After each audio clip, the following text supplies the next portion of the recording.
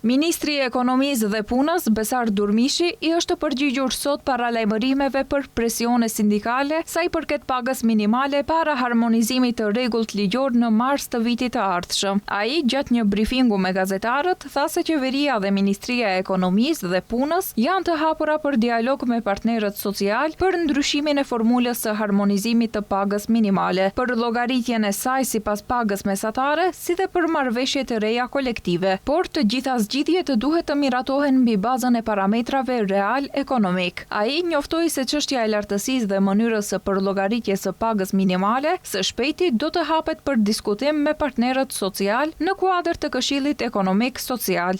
Në njërin prej këshillave ekonomike social këtë vit, me siguri do të vendoset edhe kjo çështje në tryezë për të diskutuar, le të bijmë dakord për marrëveshjet kolektive, sepse ka institucione të caktuara ku një drejtues së sektori merr pagë më të lartë se ministri ose më të lartë se dikush tjetër që punon shumë më tepër. Kur i shqyrtojmë këtë kërkesa, ato përplasin me njëra tjetrën. Le të ulemi dhe ta ndryshojmë formulën për përllogaritjen e pagës minimale. Durmishi informoi gjithashtu për dinamikën e zbatimit të masave nga agjenda e reformave, duke theksuar se Ministria e Ekonomisë dhe Punës deri tani ka përmbushur 5 hapa kyç, nga të cilët shteti pret të përfitojë rreth 20 milion euro nga Bashkimi Evropian, pas marrëveshjes së konfirmimit zyrtar. Kujtojmë se lidhja e sindikatave të Maqedonisë kërkon që paga minimale të rritet në 600 euro. Një kërkesë të ngjashme ka edhe partia opozitare LSDM, e cila ka paralajmëruar një propozim ligj të ri për pagën minimale. Sipas formulës aktuale,